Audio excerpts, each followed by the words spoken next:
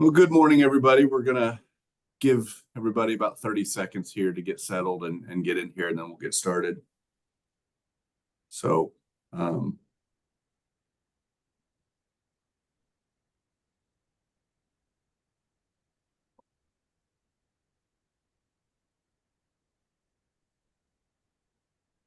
okay. Well, welcome everybody to Harding Shymanski's Employee Benefit webinar. It's been a couple years, I think, since we've done one of these, and I'm really excited to kind of get back in front of everybody. And I think we've got some very interesting information for everyone today, and some good discussion that's going to happen. If you're used to our seminars in the past, I think you're used to a lot of discussion about risk management, compliance.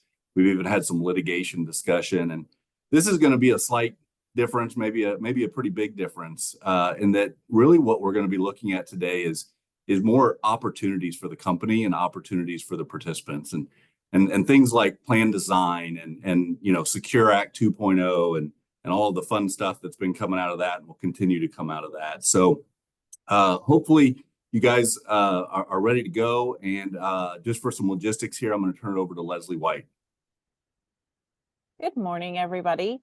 I'm going to give you just some quick reminders on webinar logistics. For optimal sound quality, we've muted all attendees and your cameras are turned off. If you have any questions during the webinar, please feel free to type them into the Q&A area. We'll do our best to answer as many as we can, whether it's in a written response or through the Q&A area or in a live format at the end of the session. Throughout the webinar, you'll see a few polls that'll pop up on your screen. We encourage you to participate if you feel so inclined. Your input is definitely valuable to us. At the end of today's session, we'll send an email with the recording of the webinar and a link to CPE. And just a reminder, to receive the CPE, you must answer each polling question. So thank you again for joining us today. And now I'm going to hand you over to Matt Foles to do some introduction. Thanks, Leslie. Appreciate that. Thanks, Brent, for kicking us off.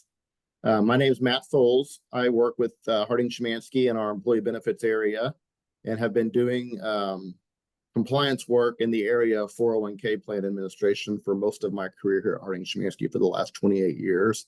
So looking forward to today's session and sharing some information out with everybody. And I'll turn it over to Matt Childress to introduce himself. Good morning, everyone. My name is Matt Childress. I've been in the retirement space for 12 years now. The last 3 years working with Harding Shymanski in our Louisville office.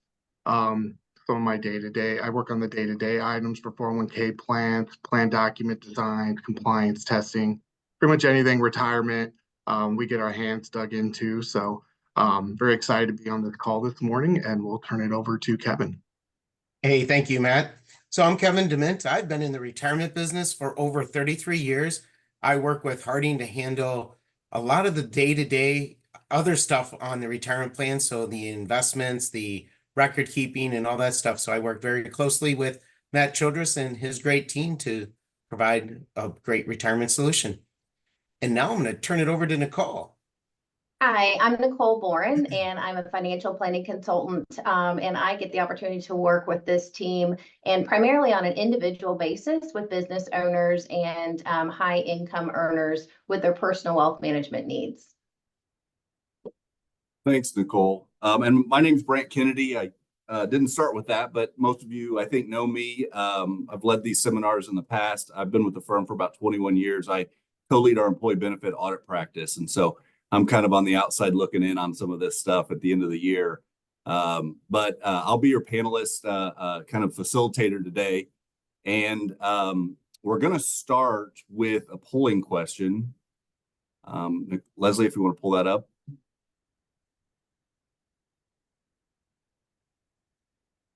And does your company offer a 401k plan currently? Give people a few seconds here.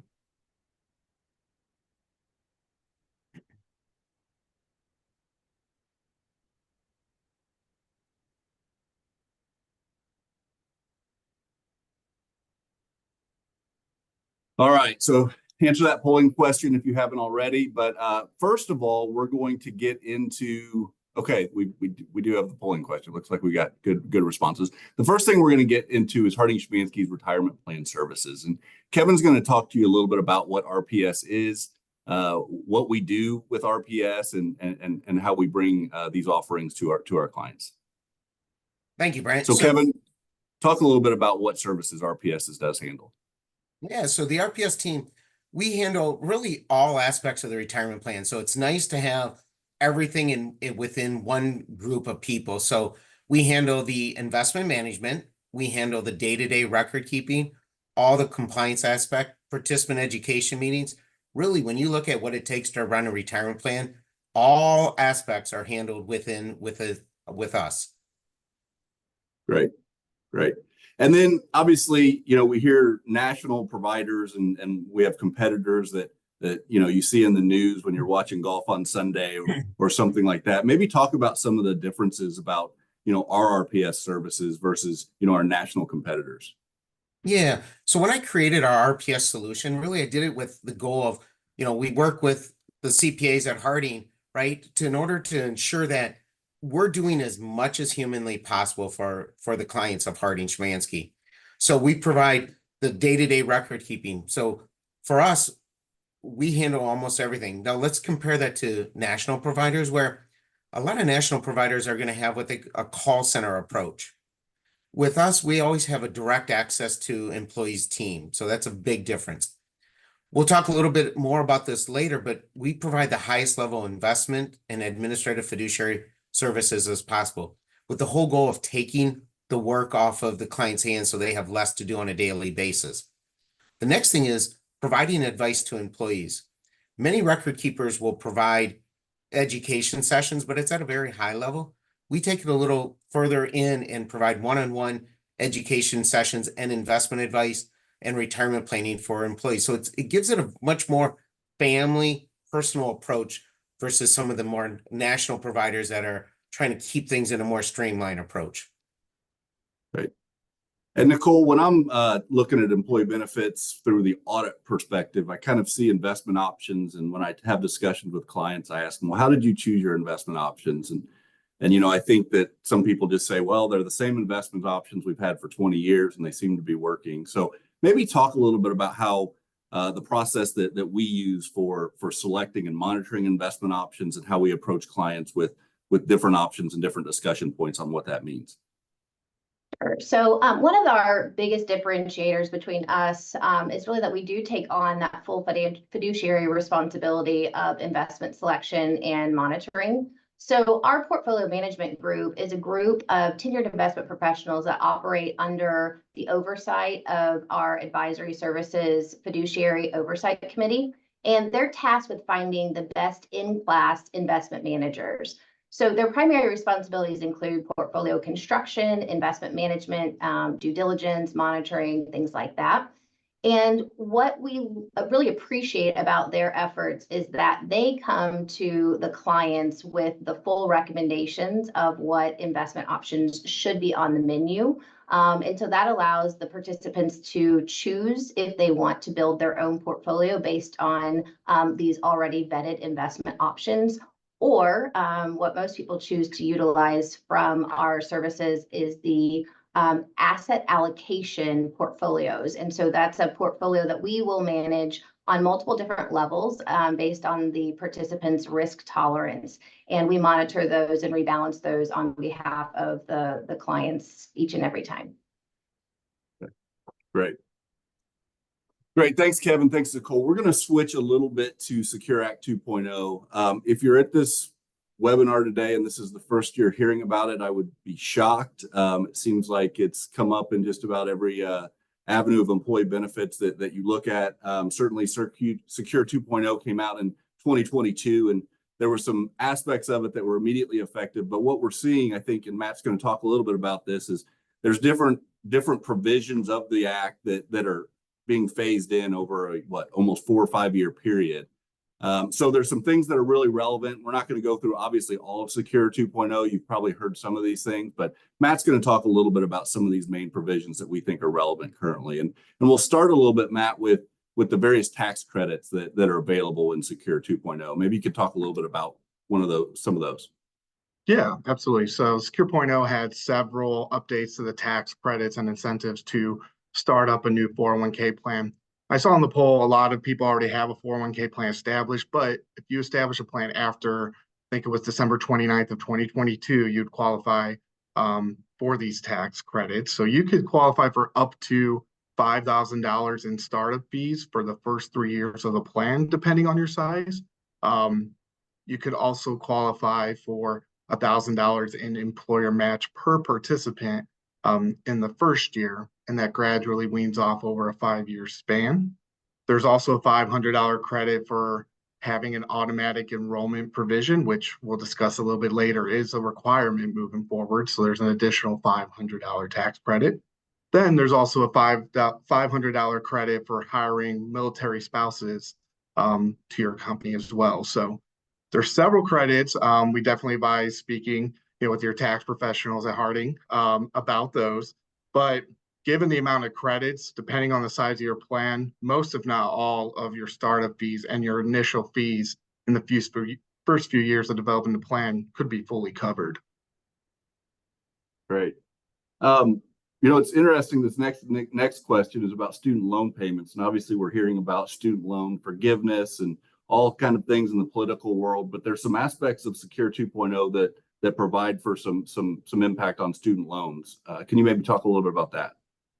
Yeah, this legislation made it clear that they want people to start retiring, be proactive in setting up that funds for when you do go to retire. And part of that is the student loan provision. So basically, if you have someone who's not fully contributing to your plan to receive your maximum match, you could count the student loans as employer or as employee contributions and then match on that.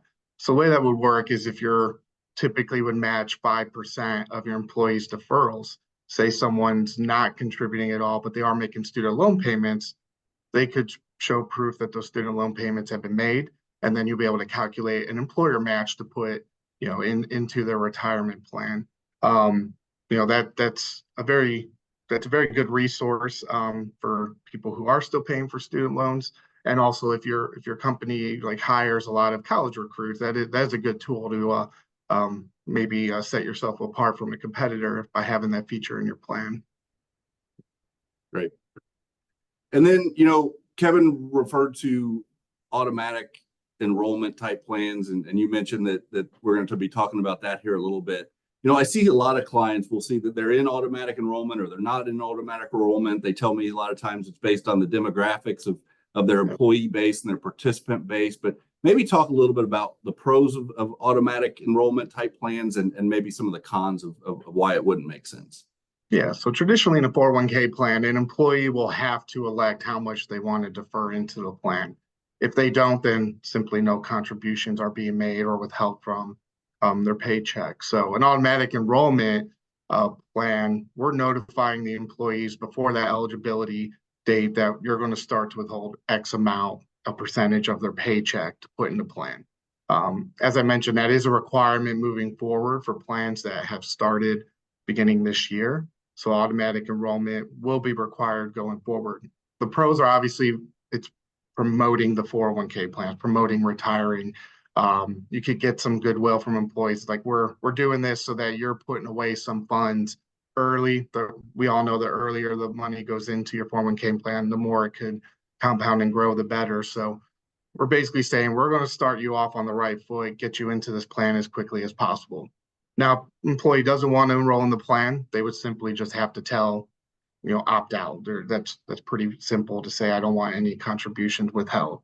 So the pros are you're getting money into the plan as quickly as you can. It really sets up the employee to start contributing as soon as possible.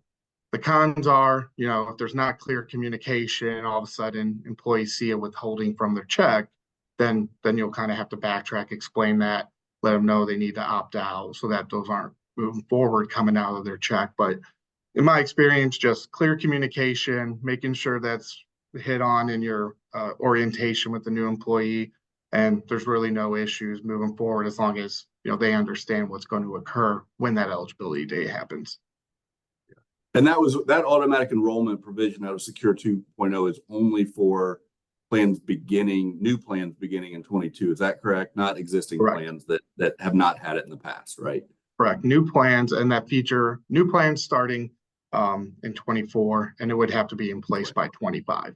So if you've had a plan that was established 5 years ago, this would not apply. So if you wanted to add that feature, if that sounds appealing to you, that's something that makes sense to add in several situations. So definitely, if you have any questions on that, let us know. Gotcha. Great.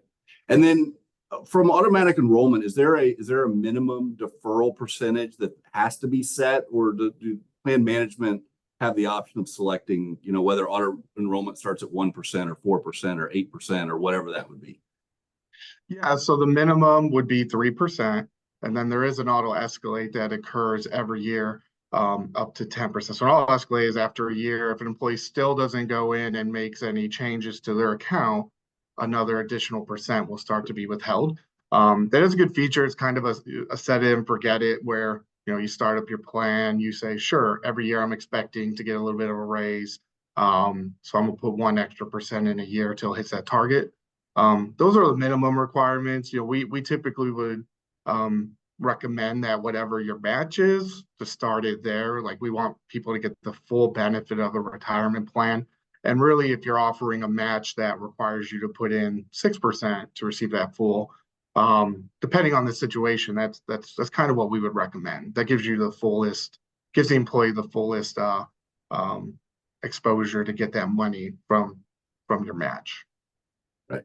And we'll talk a little bit later about employee education and participant education, but obviously this ties in directly to the education part of it, because just doing it and not educating your employees about why it's important and how it benefits them and what it means to them 20, 30 years from now is integral in kind of this conversation. So we'll get into some of the employee education pieces later. But another piece of Secure 2.0 is the catch-up requirements and limitations. Matt, talk a little bit about that as we get to catch-up opportunities and things that Secure 2.0 is going to allow for.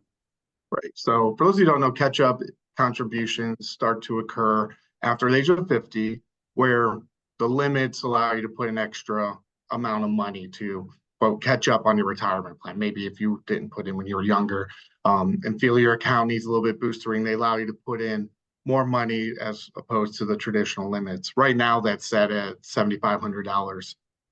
With the Secure Act 2.0, there also is a window between ages 60 and 63 where those limits are increased. Those limits are $10,000 or 150% of the current limit. So right now it'd be $11,250. So beginning next year, this is when this would go in effect.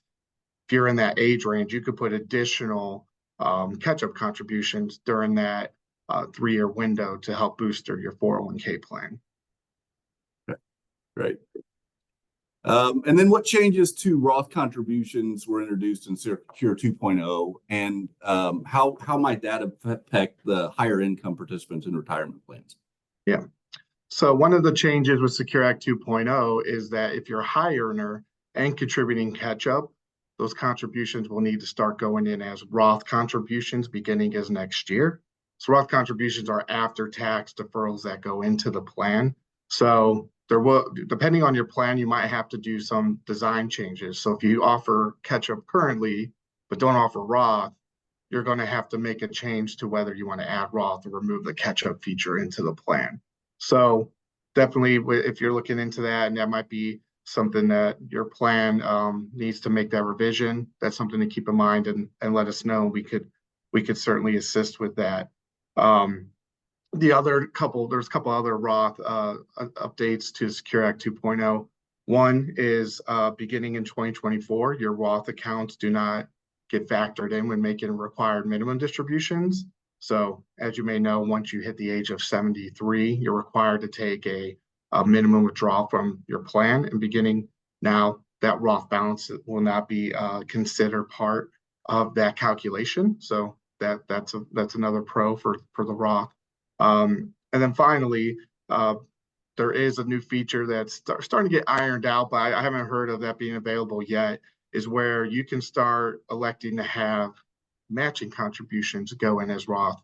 That is a provision that you would have to add to your plan, but the way it's set up theoretically is that you would tell the payroll to put in as a Roth contribution. You would pay the taxes on that in the current year for that match, where traditionally match grows kind of like a pre-tax account where it goes into your account, money grows, and when you take it out, you're then taxed on the principal and the earnings that occur.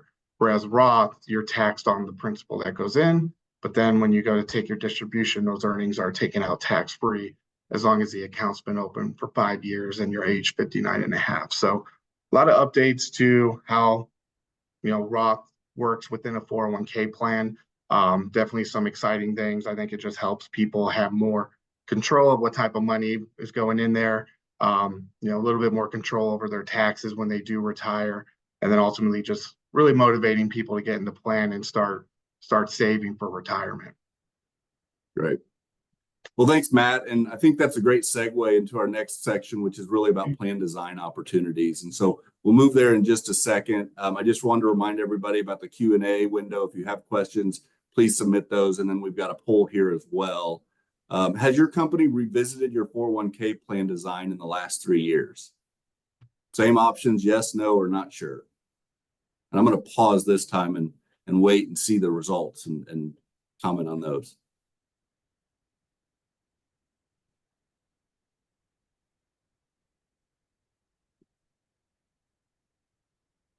All right, so about 70% say yes, 15% no, and 15% not sure. Really good there.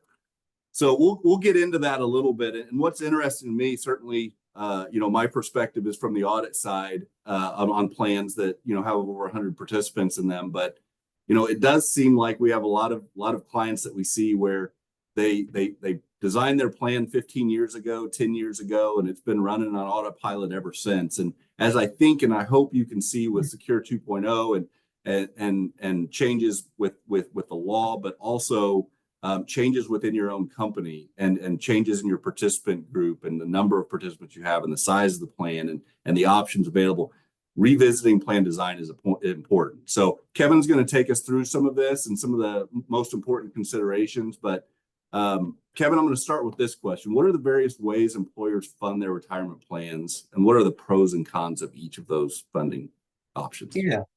Yeah, thanks, Brent. That's a great question. First off, employers don't have to fund anything. So first, when you design a 401k plan, you may only have a 401k option. Personally, that is not a good option. In fact, Schwab did a survey last year that said when people are looking for a new job, 86% are comparing the retirement plan from other providers. So when we look at how a business can fund a retirement plan, there's really 2 different types of options. One is called a match. That means if the participants put their own deferral into the plan, the company will allocate some type of company contribution. There's safe harbor designs that I'll talk about in just a minute, but you can design that pretty much however you want. There's another design called non-elective or profit sharing. And I often see in the industry confusion between, do I have a non-elective, profit sharing, or match? So I always think whenever you hear the terminology non-elective or profit sharing, they mean the exact same thing. Essentially, that means the company is going to allocate a contribution to employees whether or not they match. So match means you only get a contribution if you defer. Non-elective or profit sharing means you get a contribution once you're eligible for the plan, you get it automatically. Great. And then maybe talk a little bit about the process, Kevin, that you go through when reviewing a plan from a design standpoint. What drives plan decisions? What participant or employers might want to think about in terms of designing their plan? And then how frequently, companies should be going through a plan design review? Yeah. So I'm going to actually start with your last part of your question first, because it hits onto the rest. So the Department of Labor and the IRS have really come to say clients should be reviewing their plan. So as the trustee and fiduciary of your plan, it needs to be reviewed to ensure that things match up. Just because you had something 15 years ago doesn't necessarily mean it's still appropriate today. So it's advised that every 3 to 5 years, you're having your plan reviewed. That does not mean you have to do a whole RFP, go out to 10 providers, have 200 questions answered, but it just says what should be reviewed. So when we review a plan, we're looking at a number of things. We're going to look at the plan document. Is that plan document designed the most efficient way? Are there provisions from Secure Act or even some prior acts that should be utilized within the plan? Let me give you an example. There's ways plans can be designed that when people terminate with a small balance, they can be removed from the plan. That's very beneficial, ensuring that the administrator at the company isn't handling a lot of terminated people with a balance, keeping track of them. So we like to look at plans to make sure they're designed the most efficient way. The next thing we like to look at is investments. What are your investments in your plan? Are your plan's fees paid out of the investments so that expense ratios are very high, which causes employees, in essence, to lose performance every single day? Are you missing categories in investments? That's, as Nicole mentioned, we have an investment advisory committee that reviews everything. So we're taking a look at that. How are the investments designed in the plan? Then the next big thing, and this is great, where the Harding Shymanski, how we look at plans from a tax standpoint is, are the contributions allocated the most efficient way? Are there ways the plan can be designed so that more money potentially could get to the owners while still providing a very nice benefit to employees? Great. Thanks. And then I think we're going to shift a little bit here to Matt and Matt Foltz talking a little bit about the after tax mega backdoor Roth. I got to spit that out a little bit. That's a mouthful. Yeah. Hey, Brant. Yeah, thanks. And I think we're going to go back to Kevin too. He's got a couple of examples he wanted to share on some plan design cross-testing opportunities after I finish up here, if we have time. Gotcha. Yeah, so there is just one interesting strategy that I wanted to point out to people, and it isn't something that would apply to all companies, so I will just admit that sort of going in. But I do think it's worth pointing this out while we've got this audience captive and listening to us, because I actually we implemented this in the Harding Shymanski plan this year, and we've got several participants that are taking advantage of this. And this is kind of a way to get potentially significant dollars saved inside of your Roth IRA, ultimately, is the goal. But you're doing that by using your 401k as a conduit. So most people are aware that if your income is too high, you're not allowed to make contributions directly to your Roth IRA. And many people are also aware of the backdoor Roth IRA conversion strategy, where you can put contributions into a non-deductible Roth IRA and then convert them to a Roth IRA and avoid those income limits. So that is a strategy that exists outside the 401k space. But what I'm talking about here is actually utilizing your 401k plan potentially to get significant dollars into a Roth IRA account. And the strategy really is you go to your 401k plan provider, you have them add into your 401k plan a feature that allows you to make after-tax contributions to the 401k plan. And these are different than Roth 401k contributions. So in this strategy, your plan would allow for both pre-tax and Roth 401k contributions, just like it likely already does. But then you would add a third opportunity inside the 401k plan to make voluntary after-tax contributions into the plan. So that money goes into the plan. You don't get a tax deduction for it now. It's not Roth money, because there are some differences there. But then the strategy then is you then turn around and roll that after-tax contribution that you made into the 401k plan into a Roth IRA. And you can do that regardless of your income. So those income limits that can limit your ability to do Roth contributions on the outside, again, do not apply inside of the 401k plan. So the scenarios where I think this makes sense is if you've got some individual people in your 401k plan that have the desire to want to save literally as much as I possibly can. I've got plenty of cash flow as a participant.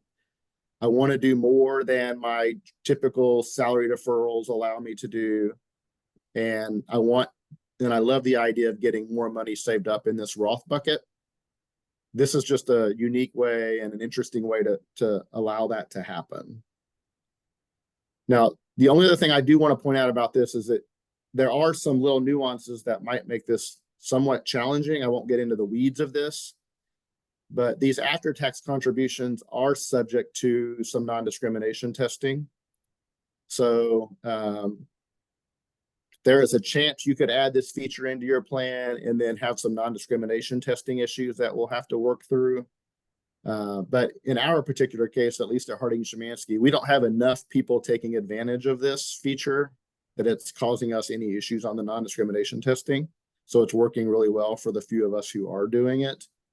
But it's a cool feature. I don't see it implemented a ton. And so I'm trying to raise the awareness of this opportunity out there is the primary reason I wanted to talk about it on this call. Gotcha. And Matt, I think you kind of mentioned it, but as we walk away from this discussion, what are the things that companies, employers should be listening for? What is like one of the two things that this scenario, this situation is what we need to be talking about doing a mega backdoor Roth? Yeah, I think probably the two things I would say you'd probably hear would be potentially it might not even be, one of your higher income earners. It might be an employee who's a second income in their family, and they're wanting just to save as much as humanly possible in their retirement accounts. And so they want to do more than the $23,000 salary deferral and the company match that they're getting. If you're hearing people say, man, I wish I could just save more in retirement than what our plan allows, that's an opportunity to talk about this. And then the second one, again, are those high income earners inside your plans that talk about wanting to be able to save in Roth, but they can't on the outside because their income is too high and it's just not allowed. So those are probably the two most common scenarios where this would make some sense to take a look at. Gotcha. I've been doing accounting for 21 years, and I know when we get into trying to analyze retirement options and those things, it can become a challenge to hear about Roth IRAs and mega backdoor Roth opportunities. If somebody's thinking about that and not sure, right, what's right for me, what options do we have? What recommendations do you have there for kind of trying to look at that and understand what that impact would be and whether it makes sense? Yeah, obviously, I think, we're obviously available to talk through these in more details on one-on-one basis with any clients. But if you're working with somebody that you're happy with, if you're a financial advisor, you're a 401k provider, just bring this topic up and see what their knowledge is around it and see what would be involved in including it in your plan. But if you want some more details before you make that call, reach out to me and I can share more with you. Gotcha. Great.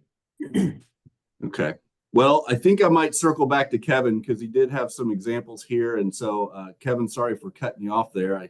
It's kind of your grand show here, and I moved on without you. So let me come back to you and let's kind of get into some of the different plan design ideas and presentation items you have.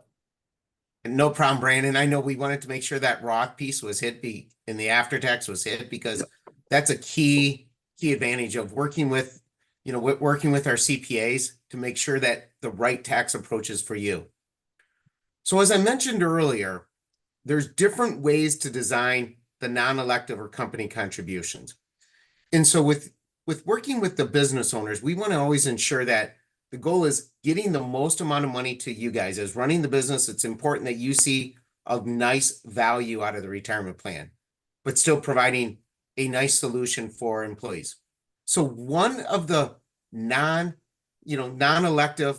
and company safe harbor contribution designs is what we call cross-testing. So first off, I mentioned safe harbor. Let's start back in what safe harbor does. A safe harbor plan helps to allow the highly compensated employees to put their largest amount of deferrals into the plan that they can without worrying about any testing. Normally, a retirement plan, a 401k plan has to test to say how much average deferral do the non-highlies versus highly compensated employees put in.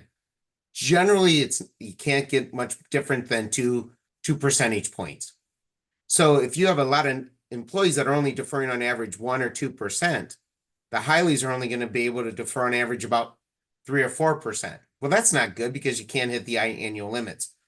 So a safe harbor design, as we show here, right here, would allow the owners or highly compensated employees to defer as much. Am I showing my screen? Are you, Yes. everybody, okay. Just want to make sure. I forgot to ask that. You're able to defer as much as you want, whether or not the employees defer. So hands down, a safe harbor design is a great option as step one. Then we do step two, a safe harbor non-elective. Because it's a non-elective option, the employees are going to get 3% of their pay no matter what. This is step one to make sure that we got the best design for the owners. Then we use what's called a cross-testing profit sharing design. Also referred to as new comparability. Kind of the legal term is new comparability. Cross-testing is nicer terminology. Why we use cross-testing is it crosses the line of a 401k plan and it pulls in defined benefit pension logic. So as you can see here, we're able to get the owners a large profit sharing contribution to get them up to the annual max. This annual max is set by the IRS, while giving the employees a nice contribution. So in theory, when you look at this, we're able to get the owners generally about 18 to 20% of their pay, while giving the employees about 4 to 5 to 6% of their pay. In this example, it's 5%. So as you look at this, when you look at the total company contribution, right, the owners get a large tax deduction, $70,000, but it's only cost them $3,400 to the employees. That's a great design where the tax deduction that you get from the company contribution offsets any of the contribution to the employees. Again, the Harding CPAs, we're great at this and we do this all the time and we can show you how this works. So that's just the design within the 401k plan. Then the next thing you can do is take that and say, hey, what does a cash balance plan look like? So a cash balance plan is a pension plan that we merge together within the 401k plan. As you can see here, the same type of design. 401k, you can max out your deferrals. Profit sharing, that's that 3% non-elective that I just showed. But then we throw in this cash balance design. So again, for the owners, taking you from $76,500 all the way up to $371,000. In this case, $288,000. As you can see, the closer somebody is to retirement, the larger they're getting. In the last design example, I showed the contribution to the employees was about $3,400. Now it's just almost $10,000. But look at how much the owners are able to get. Brant, I often get the question, how can I get more than 100% of my wage in a pension plan? The important thing here is to realize in a pension plan, we're looking at a future benefit at retirement. So the IRS sets the limit of what is your formula, your actuarial lifetime benefit formula at retirement, which right now is $275,000.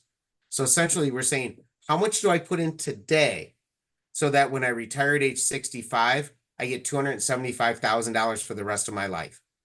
Again, as you start earlier, you're more successful to get to that. But when you're closer to retirement, we can ramp up that benefit so that we try to reach that goal. So this is, again, the best way to get the largest tax deduction in the plan possible. Again, the Harding CPAs, we're great at this and we can show you how this can work. Great. Thanks, Kevin. And I'm going to let you off the hook for a minute, but don't go too far because we'll be right back with, we got a polling question here as we move into this next section. But do you know what type of fiduciary protection your current investment provider is offering to your plan?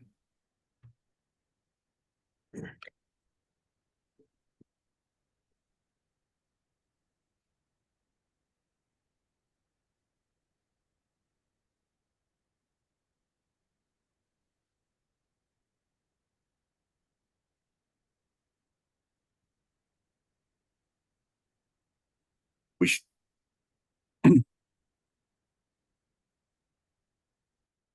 Waiting for the results here. All right, so we're about 50-50 yes and 50% no, don't know. And that's I think that's probably what I would have expected. And we're going to get started talking here, Kevin, about 338 and 321 and 316 and all of these three numbers, which can be confusing, certainly. So maybe just talk to us here a little bit about some clarification of what is meant by 338 and 321 fiduciaries, and talk a little bit about that and from a financial advisor and fiduciary protections. Yes, when you look at the difference between a 321 fiduciary and a 338 fiduciary, it really gets to the level of protection the fiduciary provides. So what a 321 fiduciary will do, they'll do a great job. They'll generally create an investment policy statement. Now, it's not required that you have an investment policy statement or IPS, but it's strongly recommended. Again, been doing this for 33 years.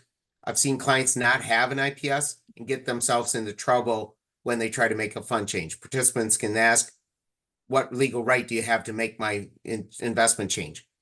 So when you look at what a 321 fiduciary would do, they'll generally review the funds in the universe. There's like over 22,000 mutual funds.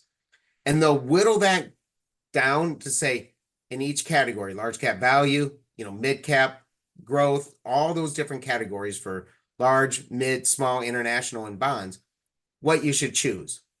But you as the trustee and owner or fiduciary of the plan have to pick, right? They're going to say, these three large cap value funds are good. They'll show you the pros and cons of each one.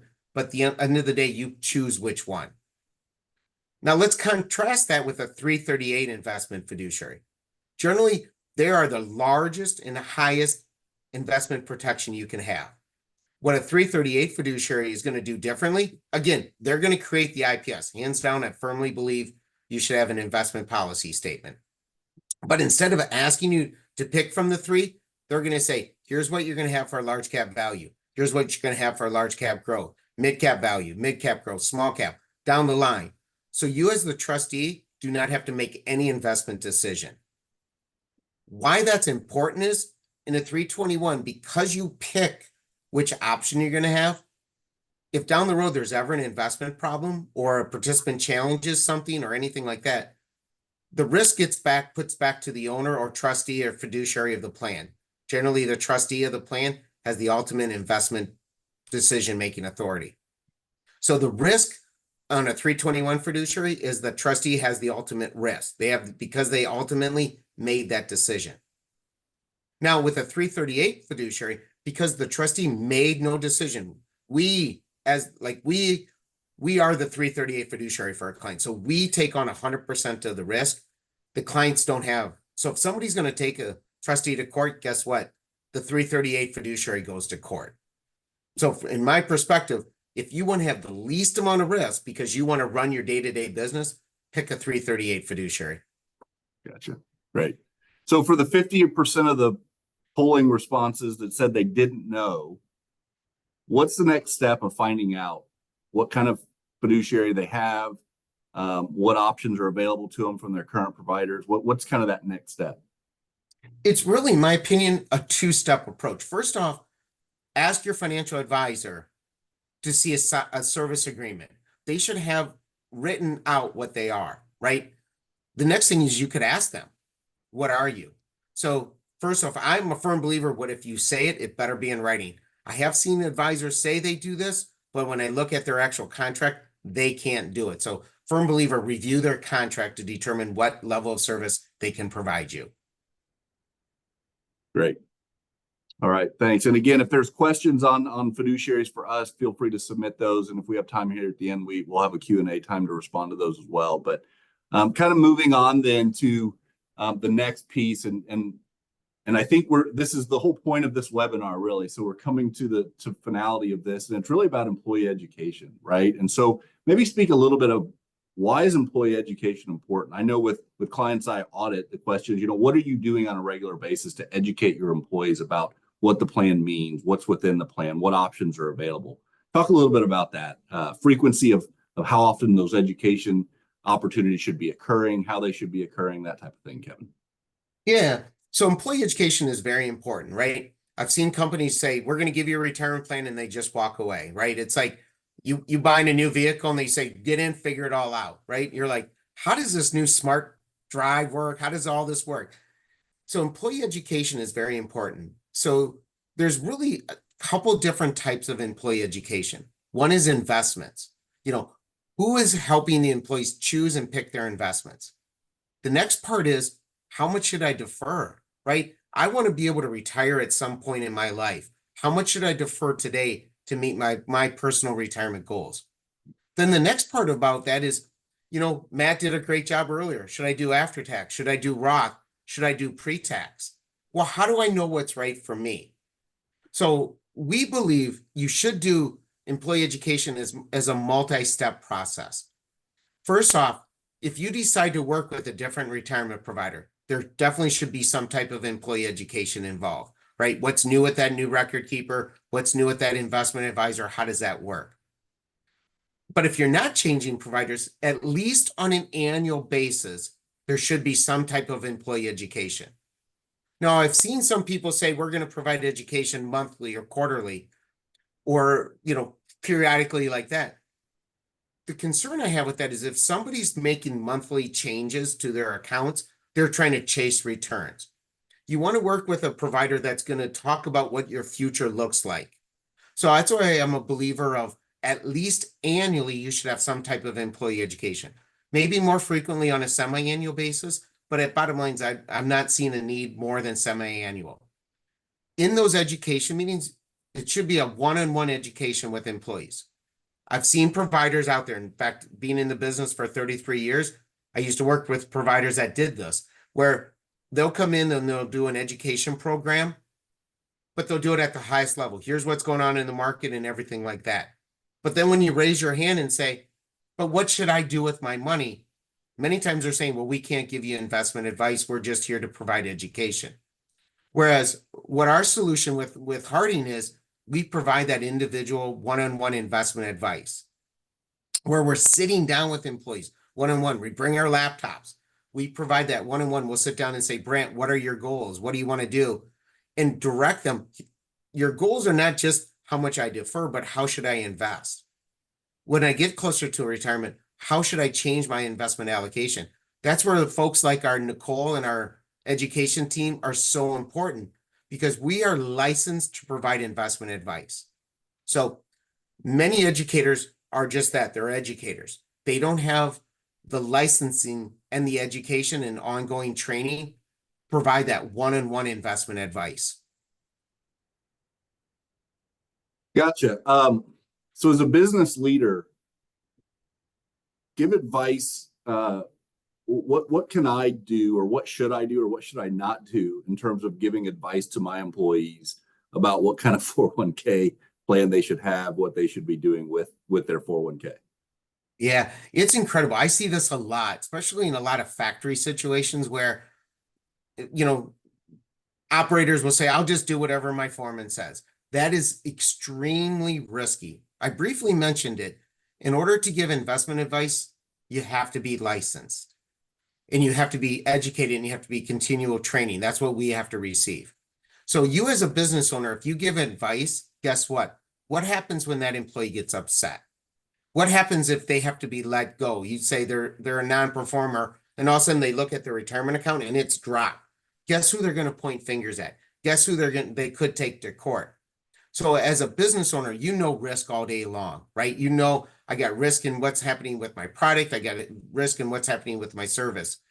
Do not put yourself at further risk by giving advice or directing employees. While you may like to do it on your own, are you aware of what's going on with the market? It's important to have a provider that will take all of that risk away and put it on themselves. So you as a business owner should not do that. It's kind of like this. You as a business owner, your role might be building tractors or building this or that. Do you actually provide surgery, right? Same way if you're a medical profession. Yeah, you're great at this, but do you know how to build a car, right? So stay in the path that you have chosen to be in for your business. Do not get yourself into trouble by providing advice and education to your employees. Leave that to us as your retirement solution provider. Great. So Kevin, I'm going to bring back another three number for a fiduciary, but that 316 fiduciary. Can you kind of talk about what we've talked about the other two types, the 321 and the 338. Can you just talk quickly about how the 316 fiduciary piece fits in with all of this? Yeah, so we've spent a lot of time talking about investments. That's the 321, again, the highest levels of 338. 316 is actually something new that's been in the industry. I'd say kind of really good terminology that's come up in the last 5 years or so. What a 316 fiduciary is not all 316 fiduciaries are the same, right? When you look at what it takes to run a retirement plan, there are fiduciary services on the administration level. For example, tracking eligibility, determining if somebody's eligible for a loan, should they be able to take a hardship withdrawal, filing your 5500.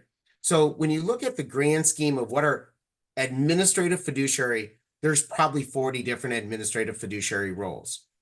What a 316 fiduciary will do is say, I will take some of those roles on. Each fiduciary, 316 administrative fiduciary, can pick and choose. In my opinion, nobody can be 100% 316 fiduciary, because one of the 316 fiduciaries is ensuring that you as an employee, if I said I chose to take 5% out of my pay, a fiduciary has to ensure 5% came out and 5% was allocated in there. When we take on the 316 fiduciary, we take on almost everything, but because we're not the payroll provider, we can't ensure that that's happening.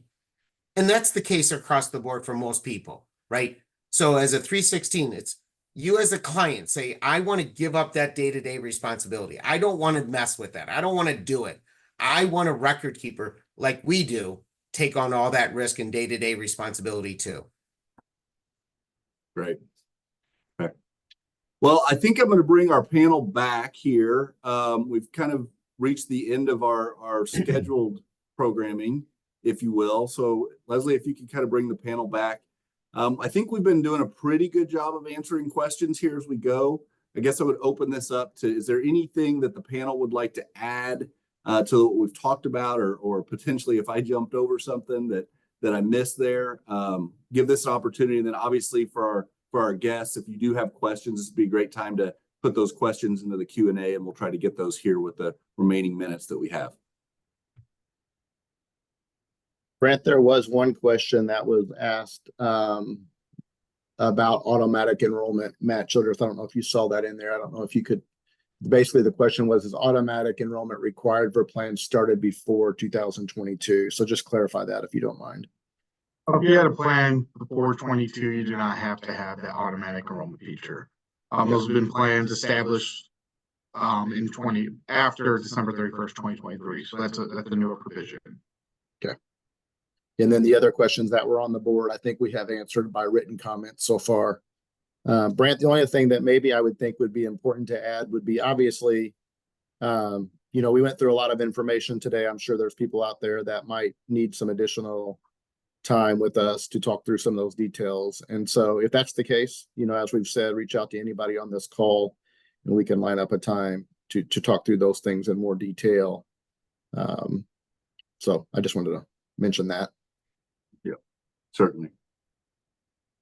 And hopefully this is, enough topics here that you can go to your TPA and your service providers and have some of these discussions if you're not getting those. But like Matt said, we're always here to kind of help with that as well. So happy to be there, happy to be that service, but hopefully some topics here that you can take away and learn from. And I see there was a question too about, the slides being available. I'm not sure if everybody saw that response. We didn't really have slides as much. We had some examples there. I think we'd be certainly willing to have a call and discussion about those, but we don't have necessarily a package of slides that we're going to be sending out after this.